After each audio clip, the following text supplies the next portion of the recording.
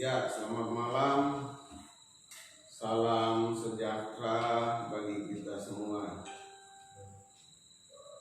Sudah ada yang melihat? Halo, selamat malam. Selamat ketemu lagi. Ya, malam hari ini kita akan berdoa.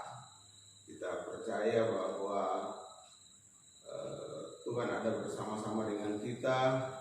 Tuhan akan menolong kita semua dan memberikan kita kekuatan.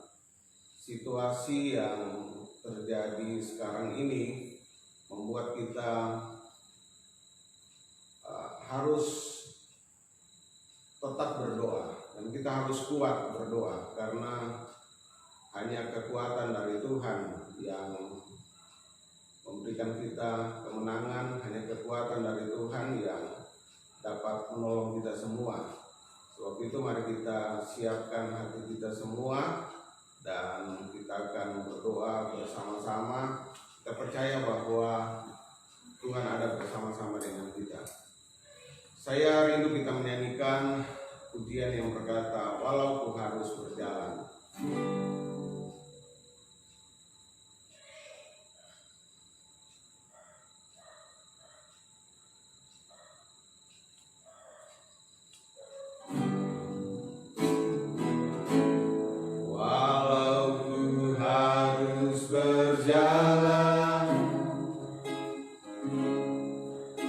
Dalam lembah kekelaman,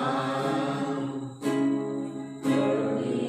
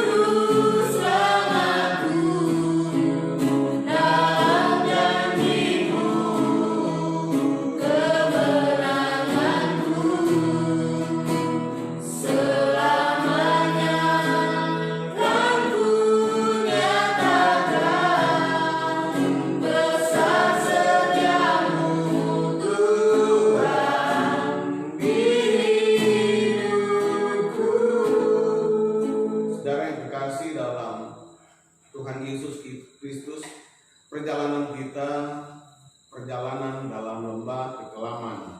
Perjalanan kita membuat kita harus terus berjuang di dalam hidup ini, dan tanpa Yesus, tanpa Dia sebagai pengharapan kita, maka kita tidak akan mencapai sasaran perjalanan kita. Sebab itu mari tetap pegang teguh kepada Yesus, maka Dia akan memberikan kekuatan kepada kita semua.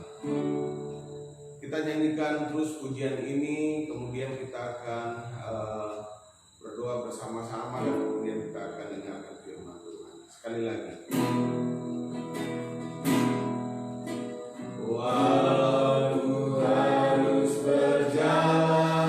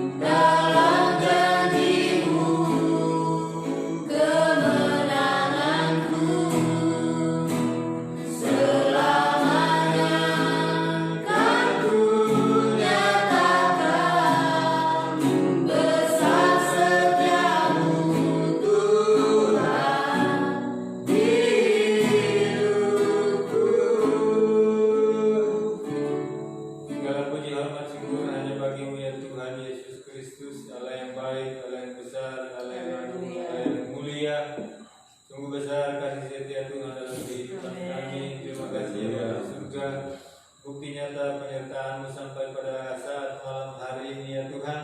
Kami masih sehat kuat dan boleh menerima kasih karunia dari Tuhan. Berkat Tuhan telah kami alami di tengah masalah musibah yang melanda dunia, yang melanda Indonesia, melanda kami yang ada di balik gereja Tuhan, yang ada di balik masalah COVID-19. Tapi oleh karena kasih Tuhan, sampai saat ini kami masih bisa berdiri, masih bisa bertahan, masih bisa bernafas. Biarlah nafas yang Tuhan beri bagi kami semata-mata pakai hidup ini untuk hormat kemuliaan bagi nama Tuhan. Terima kasih buat kasih setia Tuhan pada malam hari ini ya Tuhan, yang kami melihat kami ada dalam persekutuan ibadah pada kesempatan malam hari lewat live streaming yang ada, baik jemaat Tuhan yang ada di rumah dan kami yang ada di pastori. Biarlah kami sama-sama bekerja sama, boleh fokus menikmati setiap kebenaran firman Tuhan yang akan disampaikan oleh hamba-Mu sebentar. Berarti berhikmat, biarlah firman yang disampaikan boleh menjadi penghiburan, menjadi kekuatan bagi setiap jemaat-jemaat Tuhan yang ada di ketika kami mendengar firman, ketika ada firman, di sana ada kekuatan, di sana ada sumber sukacita yang akan menguatkan kami dalam menghadapi masa-masa yang sulit saat ini. Terpujilah nama ya Tuhan, kami siap dengan kebenaran firman-Mu, ucap syukur dalam nama Tuhan Yesus Kristus. Haleluya. Amin. Amin. Selamat malam Bapak Ibu Saudara yang ada di rumah. Masa-masa ini adalah masa-masa yang sulit bagi kita. Adalah satu masa di mana kita perlu berjuang dan perlu mempertahankan iman kita. Jadi perjuangan kita adalah mempertahankan iman kita. Kemurnian iman kita semakin jelas, semakin nyata. Jadi perjuangan kita, saya sampaikan beberapa waktu yang lalu, itu bukan perjuangan soal makan tidak makan. Memang kita perlu berjuang soal makan tidak makan supaya kita bisa bertahan hidup. Tetapi perjuangan kita itu lebih kepada satu perjuangan rohani. Dan perjuangan rohani ini kita perlu satu kekuatan dari Tuhan. Dan kita perlu ada pegangan hidup, sehingga ketika kita tahu kepada siapa kita percaya, kita akan berani lakukan apapun yang Tuhan mau di dalam hidup ini. Saya akan membacakan firman Tuhan yang terdapat di dalam Ibrani pasal yang ke-6. Ibrani pasal 6 ayat yang ke-19 sampai 20. Ibrani 6 ayat 19 sampai 20. Berbunyi demikian. Pengharapan itu adalah sau yang kuat dan aman bagi jiwa kita, yang telah dilabuhkan sampai ke belakang tabir, di mana Yesus telah masuk sebagai perintis bagi kita, ketika ia menurut peraturan Melkisedek menjadi imam besar sampai selama-lamanya. Pengharapan adalah sau yang kuat dan aman bagi jiwa kita. Kata sau ini itu kalau dalam terjemahan lain disebutkan dengan jangkar. Pengharapan itu adalah bagaikan satu jangkar yang kuat dan aman bagi jiwa kita. Jadi ketika seseorang memiliki pengharapan, maka dia akan memiliki satu kekuatan dan dia akan memiliki satu keamanan. Jadi kita perlu memiliki pengharapan, dan pengharapan itu dikatakan itu aman bagi jiwa kita. Saudara-saudara kekasih dalam Tuhan Yesus Kristus, pengharapan itu adalah jangkar. Kalau sau adalah jangkar, jangkar pengaman kapal. Jangkar adalah pengaman kapal supaya kapal itu tidak bergeser. Jadi ketika kapal itu dia berlabuh di satu tempat, maka dia harus dibuang jangkar atau dilepaskan jangkar, sehingga jangkar itu akan turun sampai ke dasar laut dan dia mencari sesuatu pegangan, dan dia akan berpegang misalnya pada batu itu, sehingga ketika kapal itu bergerak dia akan tetap aman. Jadi itu jangkar. Jadi dia bentuknya itu seperti salib, tetapi dia ada kayak seperti tombak yang bisa mengait. Ketika dia sampai pada dasar itu, maka dia akan mencari sesuatu yang dapat menahan dia, sehingga walaupun kapal itu bergerak, dan ketika dia sudah temukan batu, maka kapal itu tidak bisa bergerak lagi kemana-mana. Itu jangkar. Jadi jangkar adalah pengaman. Nah, itu dikatakan di sini bahwa pengharapan kita itu adalah sau, atau pengharapan kita adalah jangkar yang aman, jangkar yang kuat dan aman bagi jiwa kita. Jadi setiap orang Kristen dia harus memiliki pengharapan. Jadi setiap orang percaya dia harus memiliki satu kepastian kepastian di dalam hidup ini. Kalau dia tidak memiliki pengharapan, maka dia akan gagal menjalani hidup di dalam kekristenan. Jadi kita harus memiliki pengharapan. Pengharapan kita atau Saul itu adalah apa? Banyak orang yang menaruh harapan-harapannya pada sesuatu yang sementara. Banyak orang yang menaruh harapan-harapan pada kekayaan, menaruh harapan pada sesuatu yang bersifat sementara. Saya mencatat di sini bahwa ada seorang yang bernama Antonio Vieira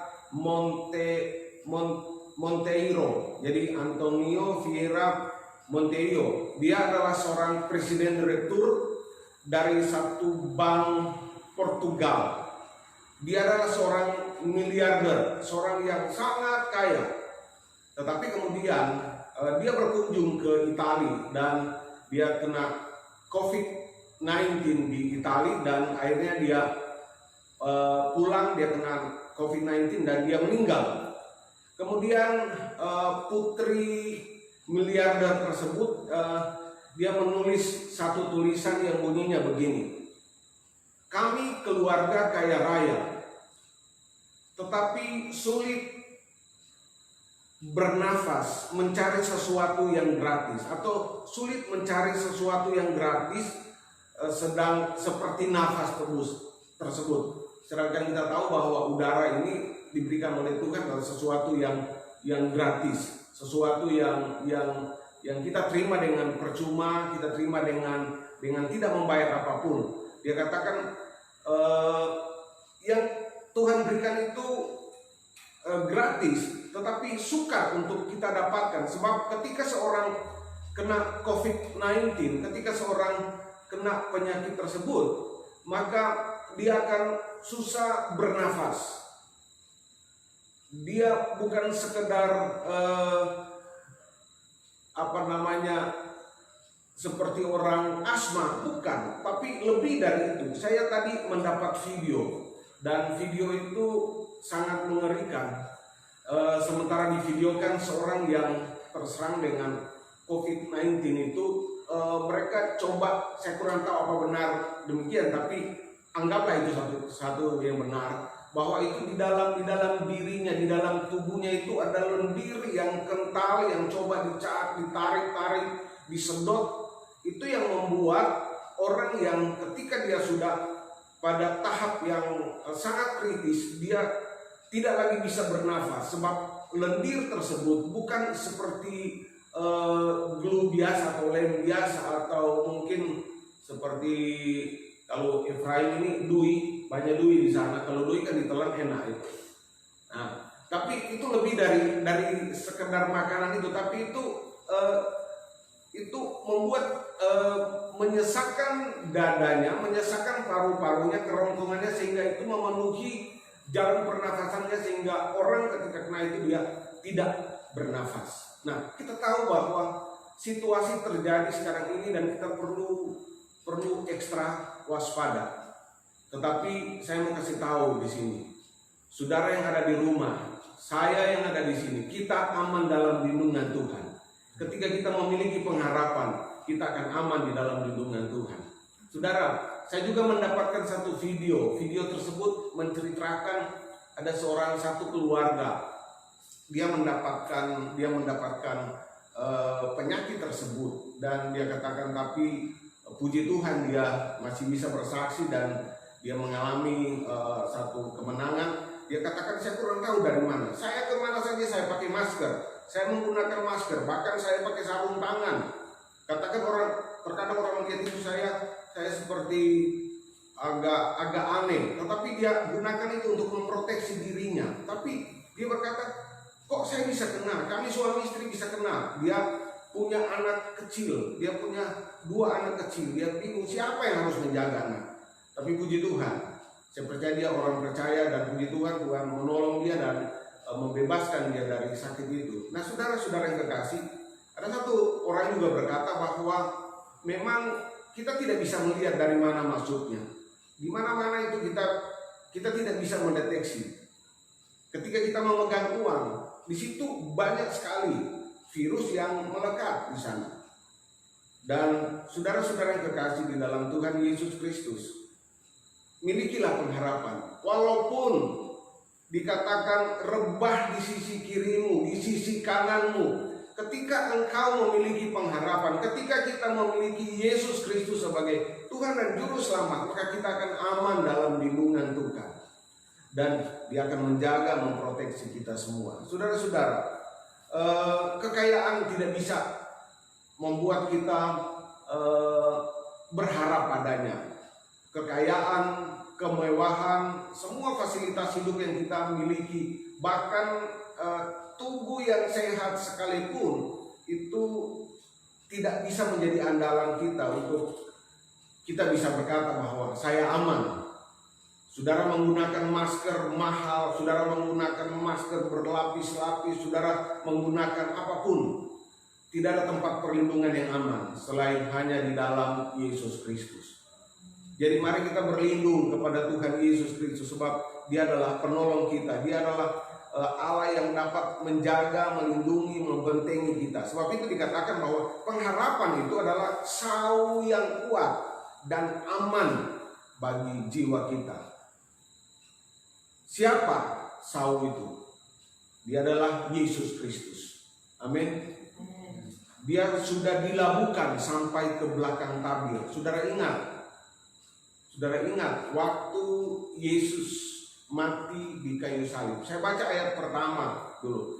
Pengharapan itu adalah sau yang kuat dan aman bagi jiwa kita, yang telah dilabuhkan sampai ke belakang tabir. Kita tahu di dalam kemah sembahyang, di dalam tabernakel itu ada ruang, ada halaman, ada ruang maha suci dan ada ruang suci, dan kemudian ada ruang maha kudus atau ruang maha suci. Dan tidak seorang pun bisa masuk ke ruang maha suci kecuali imam besar yang sudah dikuduskan dan dijaga dia supaya tetap kudus. Dan itu hanya mereka bisa masuk setahun sekali. Jadi setahun sekali imam itu mempersembahkan darah binatang atau darah domba yang tidak bercela. Dan darah domba yang tak bercela itu imam ini membawa darah itu ke dalam ruang maha suci. Itu akan dihamparkan di atas tabut perjanjian sebagai satu korban kepada Tuhan. Nah, Yesus adalah korban yang sempurna. Yesus, Yohanes berkata ketika di dalam Yohanes dikatakan, lihat anak domba Allah. Jadi Yesus adalah anak domba. Dia sudah datang. Dia datang sampai ke belakang tabir. Pada waktu Yesus mati di atas kayu salib, ketika Yesus berteriak sudah genap, itu saya bacakan saja ayatnya, saudara. Di dalam Matius pasal 27 ayat yang ke-45 sampai 51, mungkin saya lompat-lompat. Matius 27 ayat 45, mulai dari jam 12 ke 8 meliputi seluruh daerah itu sampai jam 3. Kira-kira jam 3 berserulah Yesus dengan suara nyaring, Eli, Eli, lama sabachthani. Artinya, Allahku, Allahku, mengapa engkau meninggalkan aku? Mendengar itu beberapa orang berdiri di situ berkata, ia memanggil Elia. Dan segeralah datang seorang dari mereka mengambil bunga karang, mencelupkannya ke dalam anggur asam, lalu mencucukkannya sebatang bulu dan memberi Yesus minum. Tetapi orang lain berkata, jangan, baiklah kita lihat apakah Elia datang untuk menyelamatkan dia.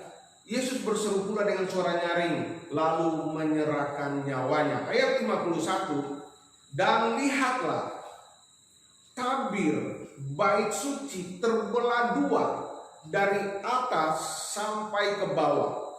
Itu dia robek, saudara. Itu dalam bait suci itu para imam tidak bisa, imam biasa tidak bisa masuk, hanya imam besar, imam yang dikuduskan itu sudah dikuduskan, memang dicari orang, itu terbelah. Jadi artinya imam itu bisa masuk dan bisa melihat sampai ke dalam ruang maha suci. Nah, kematian Yesus di atas kayu salib membenarkan kita. Dia membenarkan kita dari dosa dan melayakkan kita, sehingga kita bisa, ketika kita berdosa, kita bisa langsung datang kepada Tuhan.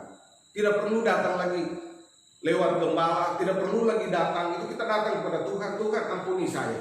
Nah, Yesus, lihatlah, tabir bait suci terbelah dua dari atas sampai ke bawah, dan terjadilah gempa bumi dan bukit-bukit batu terbelah. Tabir itu terbelah, jadi kita bisa masuk. Nah, kembali ke ayat yang kita baca pertama, pengharapan itu adalah sawu yang kuat dan aman bagi jiwa kita yang telah dilabuhkan sampai ke belakang tabir.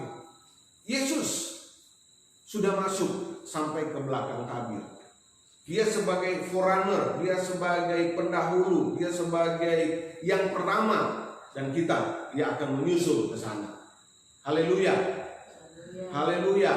Dan dia sudah masuk. Dia bagaikan ayat yang kita baca pertama, dia telah dilabuhkan sampai ke belakang tabir. Jadi Yesus sudah masuk sampai ke belakang tabir, di mana Yesus telah masuk sebagai perintis bagi kita.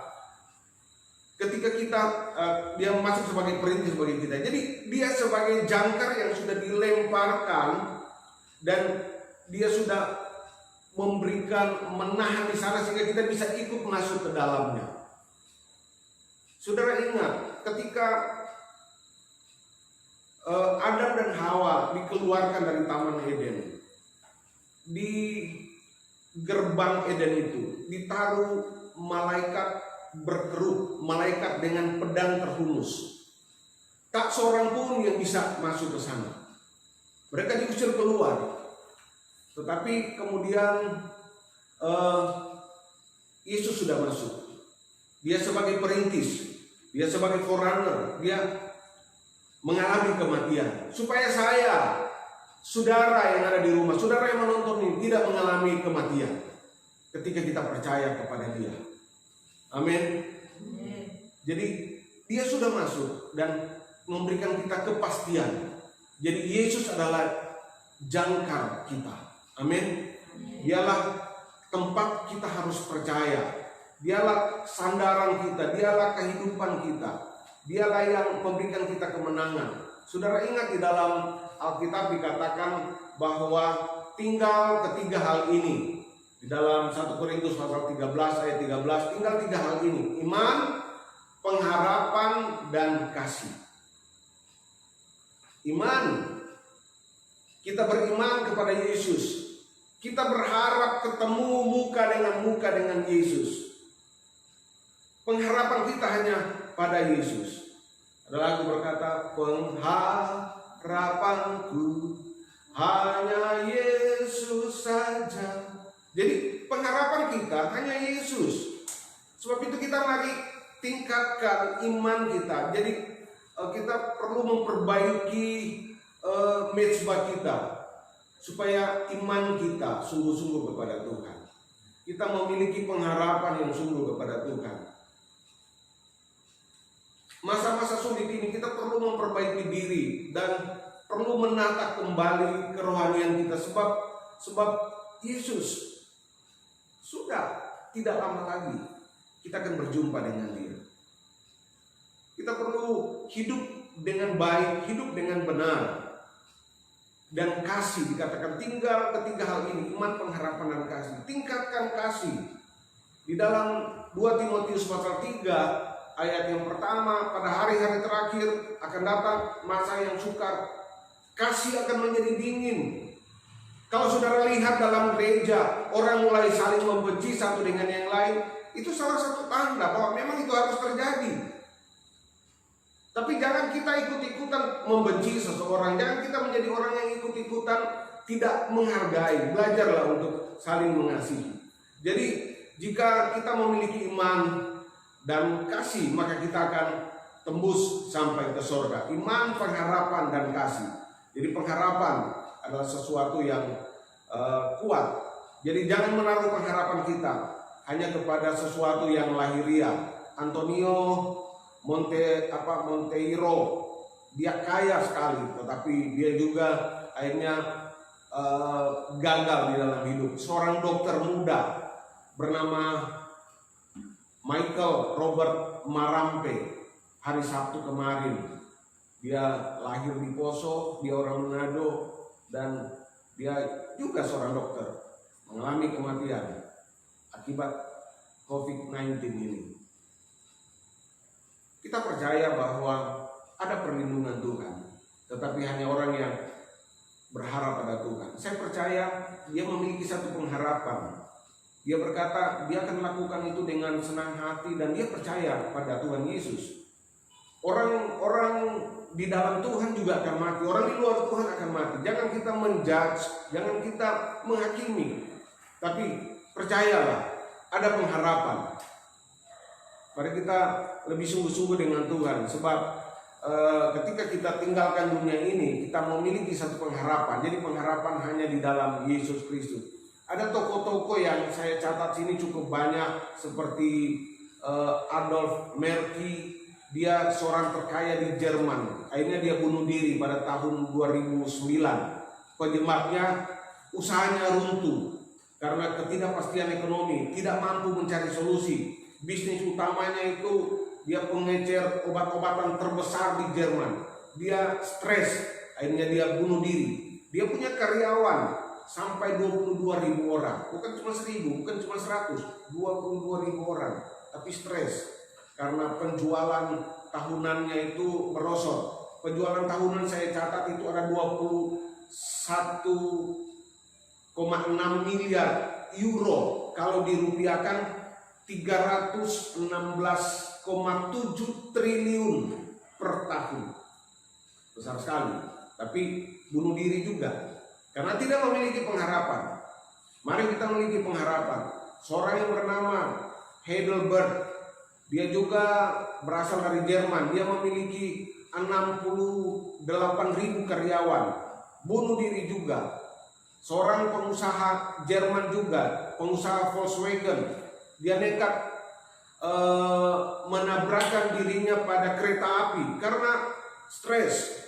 Nah, saudara-saudara, seorang bernama White Houston meninggal di sebuah hotel dengan obat-obat penenang. Ya, karena pengharapan mereka pada sesuatu yang bersifat sementara. Mari kita taruh pengharapan kita hanya kepada Tuhan, sebab itu adalah sauh yang kuat dan aman bagi jiwa kita. Maka kita akan hidup di dalam kekuatan Tuhan. Ayat-ayat yang terakhir saya akan membaca di dalam Ibrani pasal yang ke-10 ayat 23. Ibrani 10 ayat 23. Marilah kita teguh berpegang pada pengakuan tentang pengharapan kita. Amin. Sebab Ia yang menjanjikannya setia. Mari kita teguh berpegang pada pengharapan kita. 1 Petrus 1 ayat yang ke-13. Sebab itu, siapkanlah akal budi, waspadalah, dan letakkanlah pengharapanmu seluruhnya. Letakkan pengharapanmu seluruhnya atas kasih karunia yang dianugerahkan kepadamu pada waktu penyataan Yesus Kristus. Yesus mengasihi kita semua dan Dia akan menolong kita semua. Satu ayat yang terakhir, 1 Yohanes pasal 3 ayat yang ketiga. Setiap orang yang menaruh pengharapan itu kepadanya, perhatikan baik, setiap orang, saya, saudara, yang menaruh pengharapan itu kepadanya, menyucikan diri sama seperti Dia yang adalah suci. Haleluya. Haleluya. Haleluya. Saatnya kita introspeksi diri kita. Kita semua kurang, tapi kita percaya kita dibenarkan karena kasih karunia Tuhan. Dan Tuhan mau menolong kita semua. Sebagai kesimpulan singkat saya sampaikan bahwa pengharapan dalam Yesus itu adalah pengharapan yang aman. Katakan amin. Pengharapan dalam Yesus adalah pengharapan yang aman. Sekali lagi katakan amin. Amin. Yang kedua, pengharapan dalam Yesus adalah pengharapan yang kuat. Amin. Amin. Jadi pengharapan dalam Yesus adalah pengharapan yang aman dan pengharapan yang kuat. Jangan berharap pada sesuatu yang sementara, tapi berharaplah pada Yesus, pengharapan jiwa kita. Bapak Ibu Saudara yang terkasih di dalam Tuhan Yesus Kristus, mungkin kita tidak bisa connect satu dengan yang lain, tetapi ketika kami menyembah dari tempat ini, saudara dari rumah saudara ikutlah menyembah. Kita percaya bahwa Tuhan hadir di mana saja, Dia memperhatikan kita semua, dan Dia ingin menolong, memberikan kekuatan kepada kita semua. Sebab Dia ada, Dia akan memberikan kekuatan kepada yang lemah, kepada orang-orang yang mencari Tuhan. Saya khotbahkan pada hari Minggu, mata Tuhan itu menjelajah, Dia mencari, Dia menjelajah, Dia cari di mana. Dia lihat-lihat sini, oh ada di Jimbaran, oh ada di Kedonganan, dia lihat, oh ada di Nusa Dua, oh ada di perumahan ini. Dia ada, dia mencari. Dia lihat di Tanjung Benoa, oh ada di Tanjung Benoa. Dia mencari orang yang dapat, dia mencari orang di mana dia akan berikan kekuatan. Saudara tetap kuat di dalam Tuhan. Milikilah pengharapan hanya kepada Yesus saja. Kita akan berdoa bersama-sama.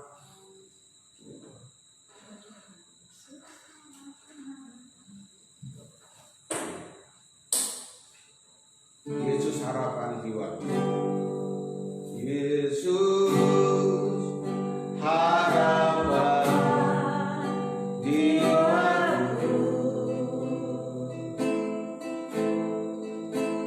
Yesus pelepas jiwaku. Dia pohon selamat. Dia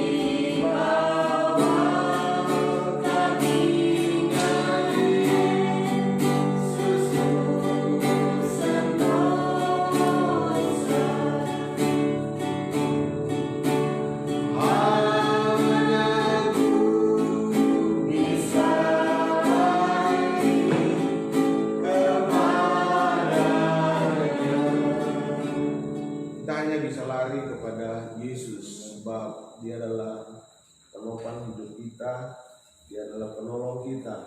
Dan kita akan berdoa, kita akan melihat pokok-pokok doa yang perlu kita doakan pada saat ini.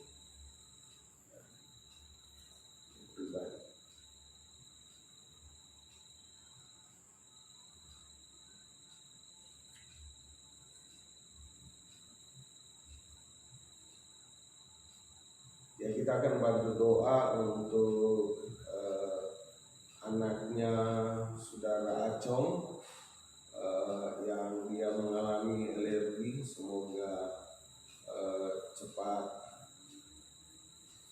disembuhkan dan ditolong Tuhan.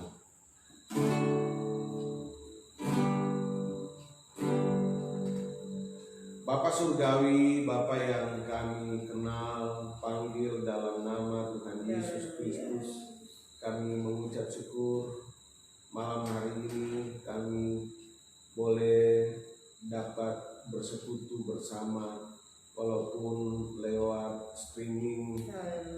Tuhan yang sangat terbatas, kami percaya bahwa Engkau hadir bersama-sama dengan kami, firman-Mu tertanam di hati kami, menjadi satu kekuatan kehidupan kami semua.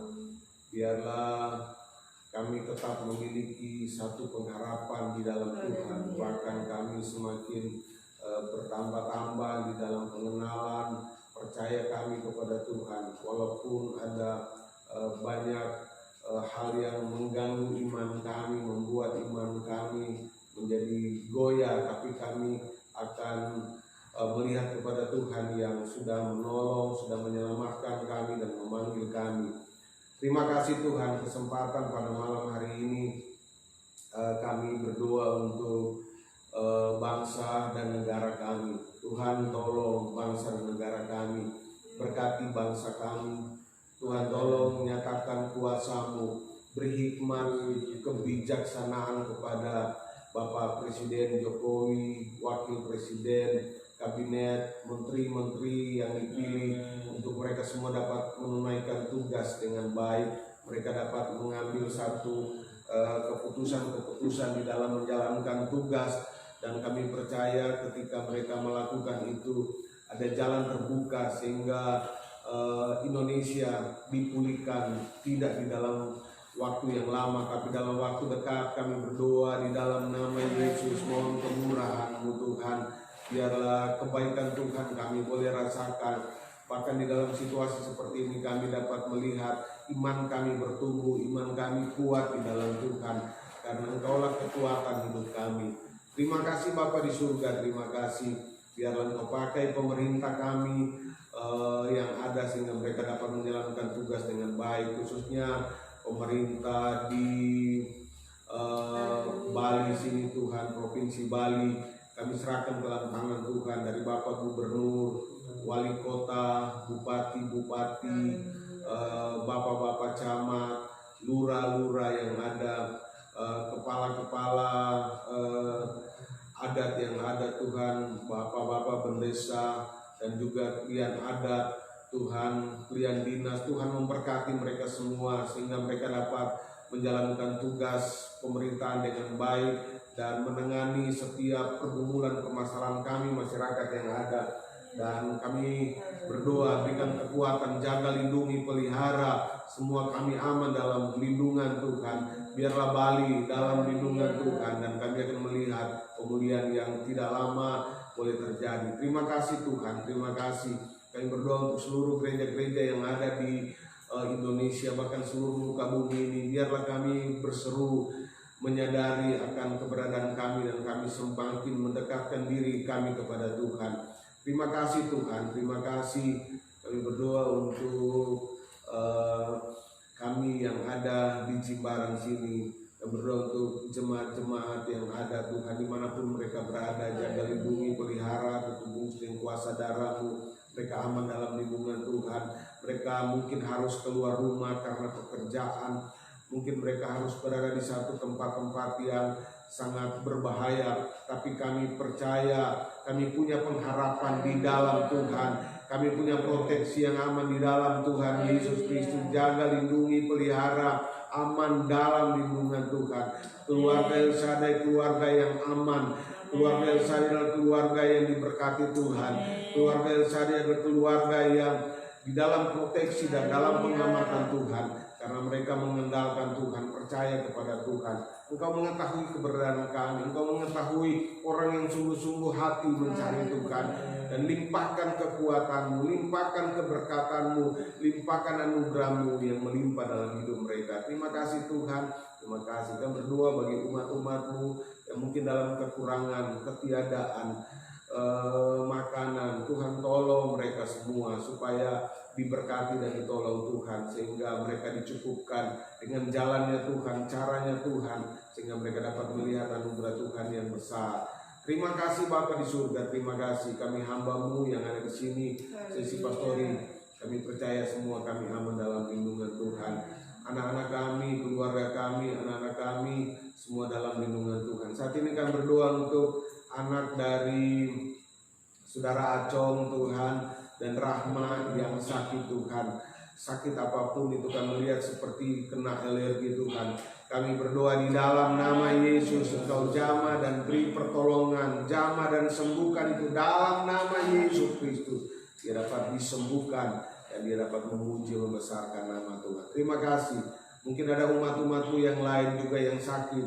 Kami panggil nama-Mu yang ajaib. Kami berdoa di dalam nama Yesus, pertolongan Tuhan yang sama terjadi, sehingga mereka dapat memuji, membesarkan nama Tuhan. Terima kasih Bapa. Terima kasih buat kasih setia Tuhan. Terima kasih buat anugerah-Mu. Terima kasih buat persekutuan yang indah yang terjadi pada malam hari ini. Terima kasih Tuhan. Acara kegiatan kami selanjutnya kami serahkan ke dalam tangan Tuhan sepanjang minggu berjalan ini. Kami mengucap syukur Tuhan karena Engkau baik dan sangat baik bagi kami semua. Kami ucap syukur dan kami alaskan doa kami ini dalam nama Tuhan Yesus Kristus yang menjadi juru selamat terkasih jiwa kami. Haleluya. Haleluya. Semua yang percaya katakan bersama amin. Ya, Bapak Ibu Saudara, pengumuman untuk besok hari Selasa, hari Rabu ada ibadah pemuda yang akan diatur oleh Ketua Pemuda dan pengurus koordinator rohani, jadi Bapak Andre bersama Ibu, dan juga nanti ibadah komsel umum itu jadi Sinai, Sion, dan Hermon juga Tanjung itu akan berlangsung pada hari Kamis. Jadi materi nanti kami akan kirimkan, siapkan pada besok hari. Jadi mohon dipelajari. Dalam situasi seperti ini kita semakin belajar menyelidiki. Kita punya waktu yang banyak, kita punya waktu untuk duduk di rumah. Mungkin ya terbatas dengan kuota ya, tapi percayalah Tuhan sanggup. Kalau Alkitab begini kan tidak pakai kuota, jadi pakai Alkitab begini sudah tidak perlu pakai kuota. Jadi saudara akan melihat berkat-berkat yang luar biasa di dalamnya. Mari tetap tingkatkan iman, percaya kita kepada Tuhan. Tuhan Yesus akan menolong kita semua. Jika Bapak Ibu ada pergumulan, ada sesuatu yang ingin disampaikan, saudara bisa langsung WA kami. Saya akan berdoa by phone, saya akan telepon, saya berdoa dari tempat ini, dan bisa di speakerphone, dan saudara bisa juga menerima berkat dari Tuhan. Dan pada hari Minggu kita seperti biasa, kita masih live streaming belum ada tanda-tanda dibuka, tapi kita akan ibadah berapa saja yang hadir, ya sekitar 10-12 orang. Kita beribadah di situ. Kami dengan tim musik, kami akan coba melayani dengan baik, dan saudara berdoa kiranya bisa mengikuti setiap kegiatan-kegiatan kami itu dengan baik seperti saudara beribadah, berdoa di gereja. Itu ada perjamuan kudus. Perjamuan kudus, saudara bisa mengambil roti dan anggur yang ada di sini. Jadi saudara bisa ambil roti dan anggur yang ada di sini. Jadi sesuai dengan jumlah jiwa dalam keluarga. Jadi bapak, ibu, dan anak. Kalau ada orang tua yang sudah sama-sama bisa saudara panggil. Jadi ada perjamuan kudus, kita ibadah seperti biasa jam 9. Jadi jam 9 kita live dari tempat ini, dari gereja, dan saudara bisa menikmati berkat-berkat Tuhan. Jadi jam 9 kita live. Hari Sabtu ibadah pemuda seperti biasa. Hari Jumat latihan musik masing-masing di rumah, di dalam hati. Jadi cuma ada doa puasa. Jadi doa puasa, ambil doa puasa lah di rumah. Kami sini ada doa rantai. Jadi doa rantai kami akan buatkan. Kami berdoa di blessing room. Jadi saudara ambil doa puasa di rumah sambil terus belajar Alkitab. Jika ada sesuatu yang saudara ingin sampaikan, mau diinfokan kepada kami, silakan hubungi kami. Ada juga ketua-ketua sel, ada bapak-bapak diaken juga bisa disampaikan pada mereka, dan mereka pasti akan sampaikan kepada kami. Ya, demikian penyampaian kami. Tetap semangat, kuat di dalam Tuhan, miliki pengharapan. Jangan pengharapan kita pada sesuatu yang sementara itu, tapi kita memiliki pengharapan di dalam Yesus Kristus. Tubuh mungkin lemah, kita mungkin kekurangan makan, tapi tingkatkan makanan rohani kita, semakin kita kuat di dalam Tuhan. Tuhan Yesus memberkati.